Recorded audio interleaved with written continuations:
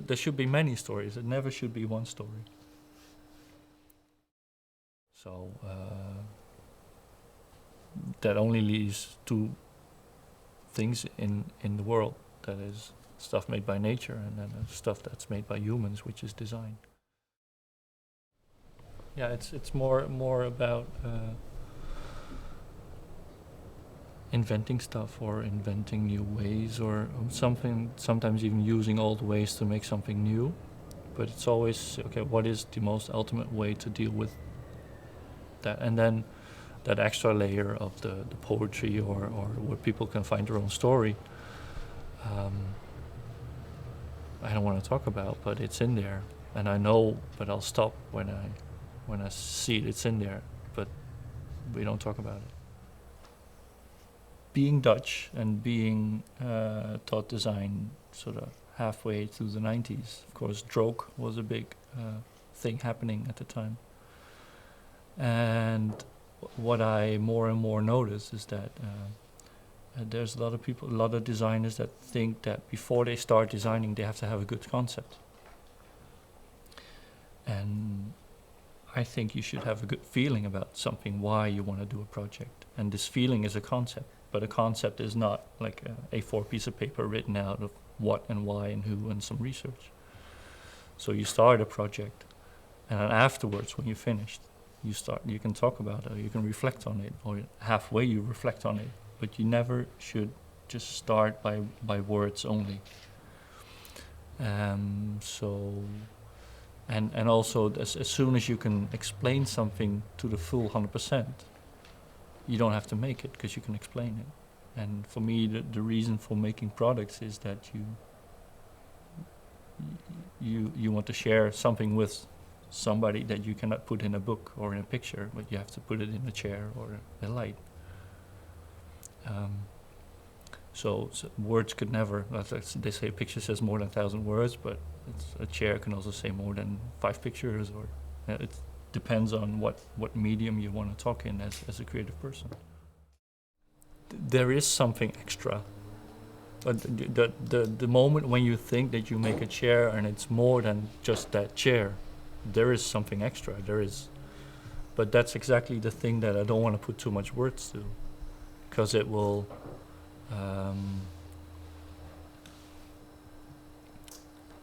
take away the magic. It would be. I'd rather have you come up with a story, or anyone who uses it. I know it's a bit like you can tell a story, but then I'd rather talk about poetry, where at least you can interpret those few words that are given into your own story, or your own, and you make it fit into your own life. And actually, I'm not a big fan of that type of design, which is about storytelling, which is only one meaning for one product, and you just have to get the artist or the designer's opinion into you have to like it or not. And I think it's very often better if you just do just a little step backwards, and just give ingredients for as many stories as you can come up with. Depending on who I have in front of me, I tell a different story. If there's somebody I know who's very technical, then I tell a very technical story about rising heat and how we did the propeller, and how the bearings go into the light and what the quality is of that, and then of the light quality. And then if it's someone who's more interested in history, then I talk about what chandeliers were like. And so there should be many stories. It never should be one story. I think every idea, every concept, although I hate that word, because it sort of, to me, it refers to a type of design that I don't like. But every idea behind a product has sort of an edition, and sometimes it's endless. Sometimes some things you want to see everywhere, or you don't mind seeing everywhere. And other things you don't want to. You hope that there are not more than 5 in the world. And I tend to have ideas that sometimes you want to see a lot, and sometimes you don't want to see more than 5 in the world. So I hope to find the right channel for it, to see where that idea can end up. And sometimes an idea also starts with, like last year, or maybe 4 or 5 years ago, I did a chair, which was for a project. It's called the Seamless Chair, and it was the project was sort of a question to designers, like what do you think upholstery will be like in the future? And just as an experiment, I had a chair completely covered in felt, but the felt was made on the chair, so there's no seams, because felt's just made by rubbing, so you don't have to do any weaving and knotting, or it's just rubbing wool on the chair everywhere, and then you have a seamlessly upholstered chair.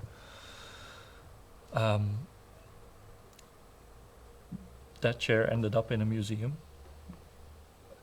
and it was, well, it took 40 hours to felt, so it's never going to be industrial.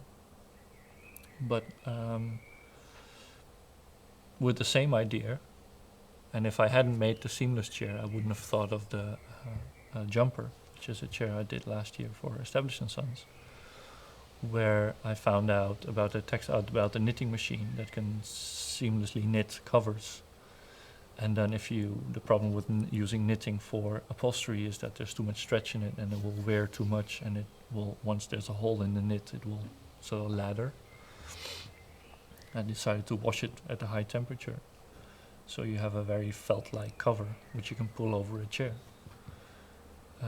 And that chair is a bit more affordable, and maybe in the future there will be something even more affordable. But every time I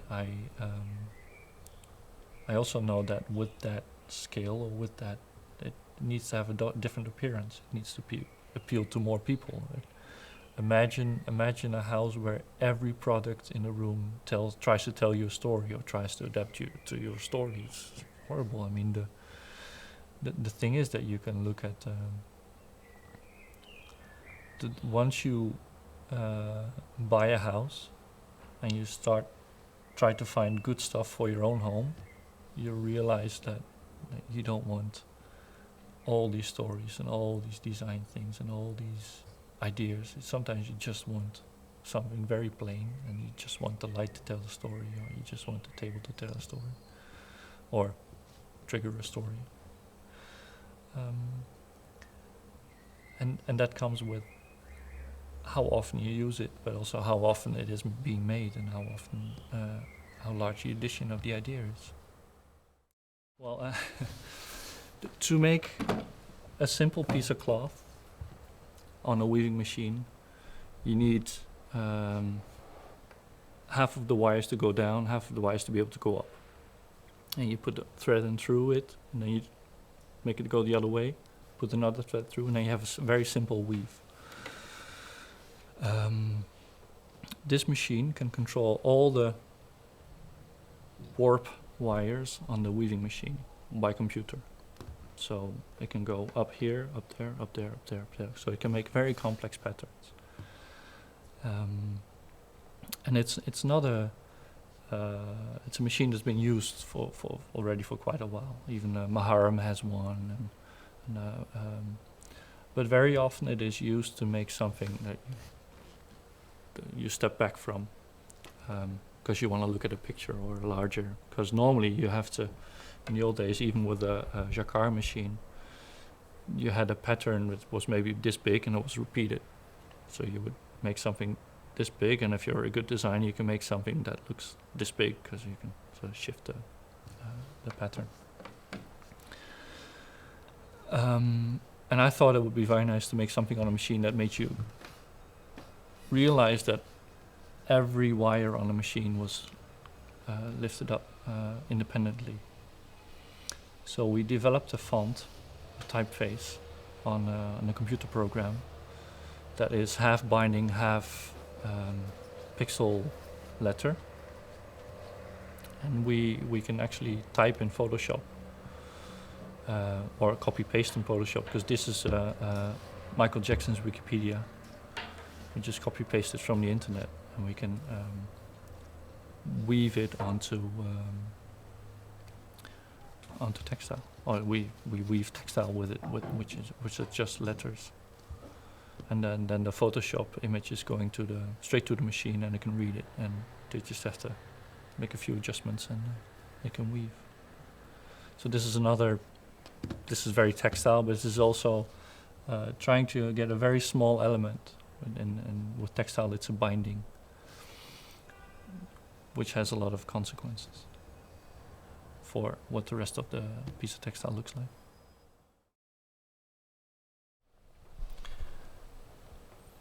What I like about textiles is that if you take a yarn, you take a yarn and you weave or knit something with it, then already the yarn will say something about the knit or the weave you made with it.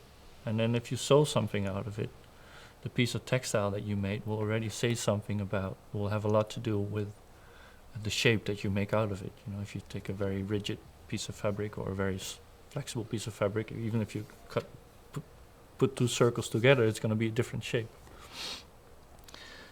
And for me, this is has a lot to do with how I design. I try to get small elements and multiply them in a way, because all the small elements say so much about the final shape, and they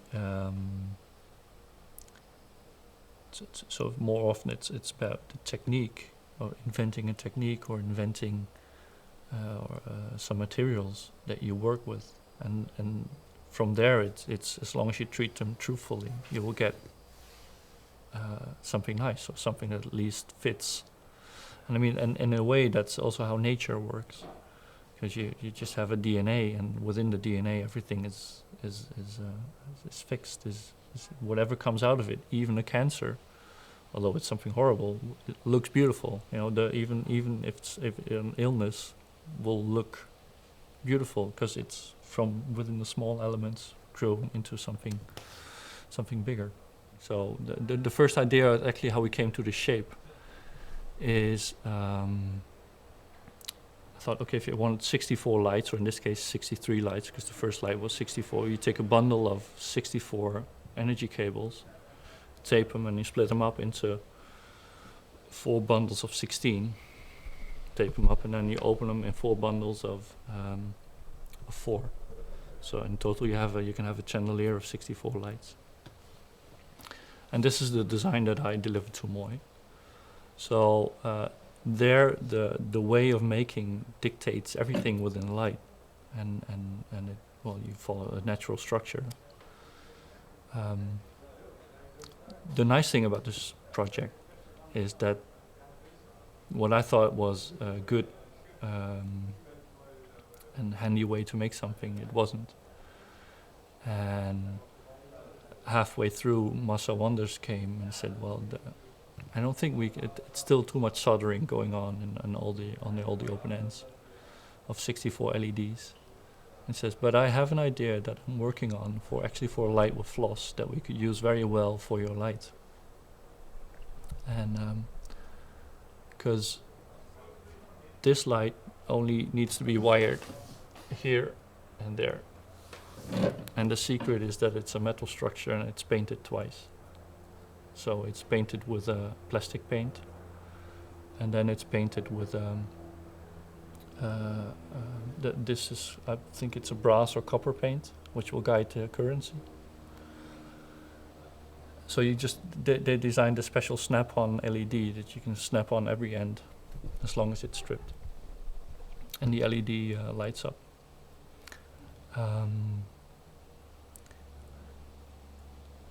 And the nice thing about it is that Marcel Wanders light didn't happen because there was still a lot of bugs in it.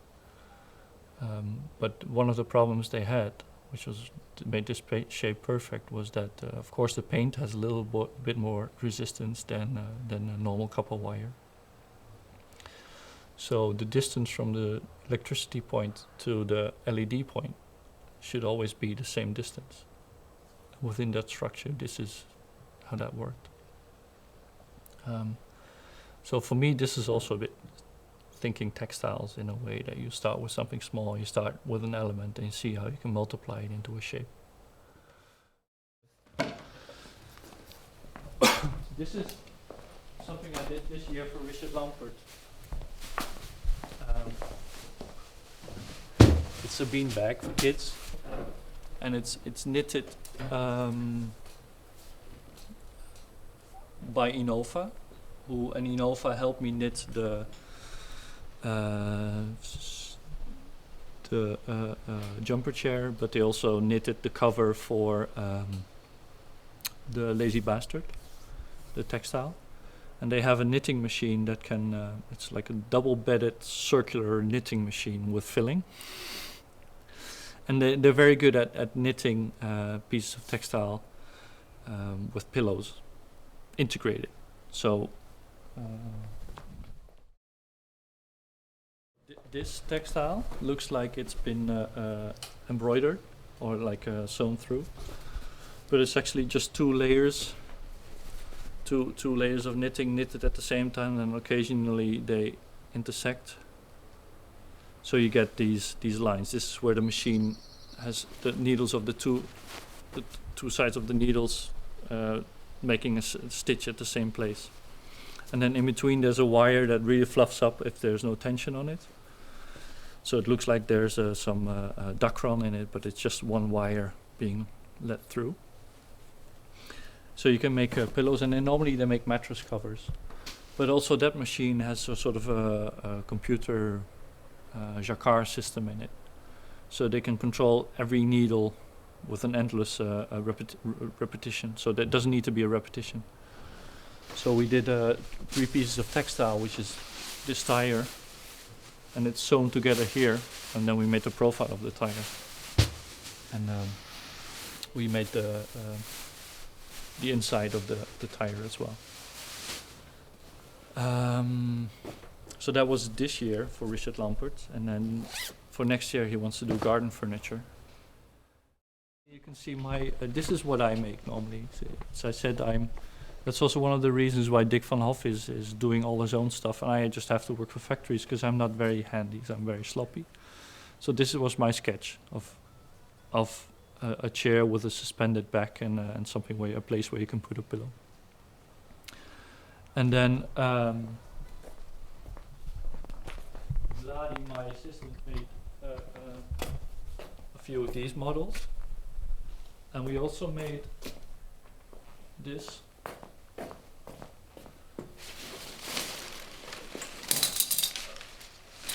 To test comfort,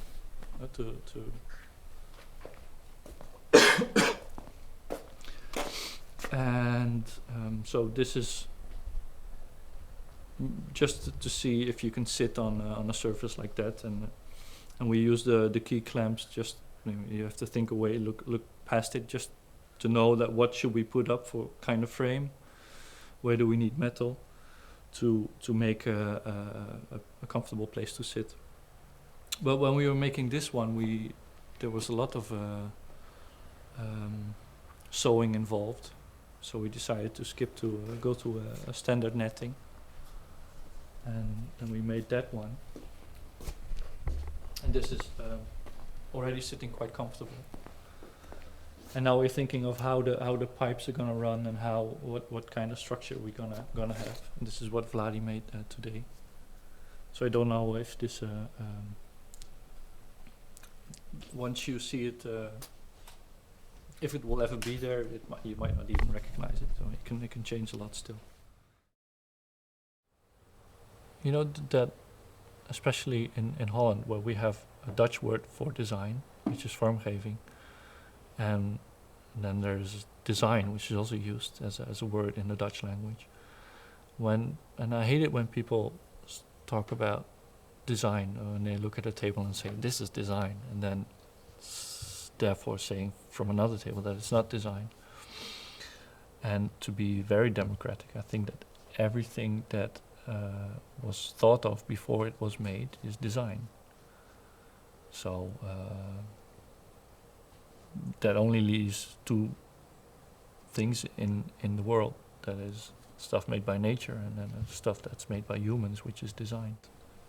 The best thing about it is, or the best design is when it feels like nature.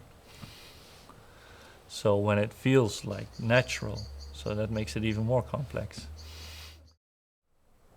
There's a large group of designers, like a Jurgen Bij or a close friend Vicky Somers, that are more into designing dreams, or sort of designing, like thinking what would be the ultimate place to live in, or what would be the ultimate product to live in. And I think I'm more a designer that says what is possible, what is within our possibilities, the maybe not the most ultimate, but how close can we get? And I think that's where the difference is. And that's not, it might sound like a sort of a value or something bad, because but I am not that romantic, and I'm not that much of a dreamer. And but I love listening to Jurgen's dreams. Can I be pragmatic for you? Can I solve your problems? Can I see? So for me, it's coming from sort of a wish and a possibility, and somewhere they should meet. And I have very little wishes, but I know a lot about possibilities. And I think with Jurgen, he has a lot of wishes and a lot of dreams, and he has just a little bit less possibilities. But I think that's a mind that you're born with, or that you're raised with, and it stops at maybe 18, or that you're not really developing that anymore. And that's how you are in this world. And it's good always to find, to connect. That was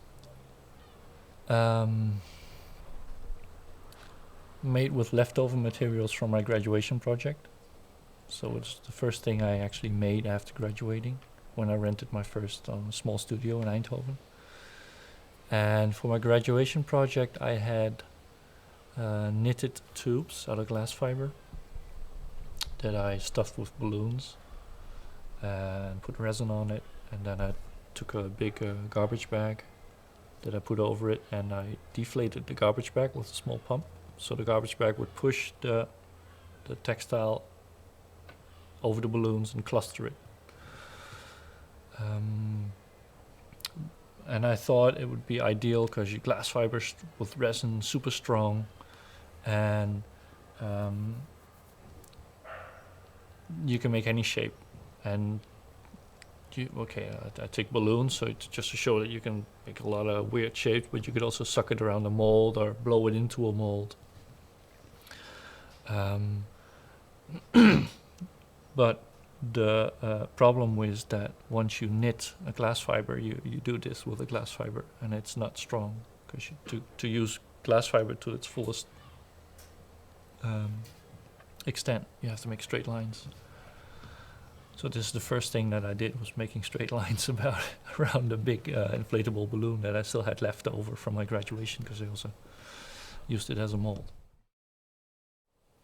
Most of the time that I'm here, or the best days that I have, are not the days that I finish a project, but that I start a project. So I like starting projects a little bit better than finishing projects. And so if you look at what is on the shelves, there are still so many projects that have never even made it into a serious project, or that sort of made it into the website, but I hardly sold anyone any of it, or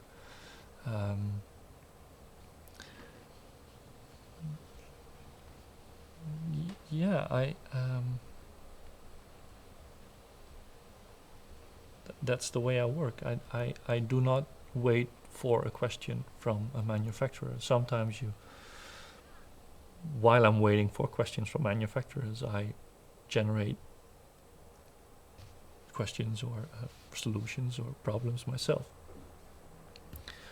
And so I have something up my sleeve when I meet a factory or a company or a director or a art director of a label. And that's also how projects very often start, is that you meet somebody and you say, well, oh, is that a problem you have? Well, actually, it does come close to a project that I'm working on now, or something that I've been wondering about or been experimenting with. And so it happens that you, like, then the week after, you can already go there with some sketches or some models and say, well, what would this look like in your factory or from your factory? So it's not very often that something it's never finished. It can go on. And sometimes I get a briefing, but the best thing is just to have a good conversation with, like, what would you like and what can you do, and then if you don't get a clear answer, ask it again, and then. But to be able to have a conversation is a luxury. To be able to, I mean, it's the Random Light got into MOOI because it was presented in I was making it myself first, and it was in a carpet brochure, and that ended up on the desk of Marcel Wanders, who said to his assistant, we should have a light like this. And then the assistant used to be in my school, and she said, I think I know the guy who made that light, we can have that light. So he called. And that's been sort of a luck, or that's also a luxury. And the only thing you can do when you just graduate is just make whatever you feel like making, or when you have a birthday party, give someone a present that you made yourself, or just make, and you will be discovered, or you will be picked up, or you will. The worst thing you can do is do nothing and hope for people to call you or ask you for something.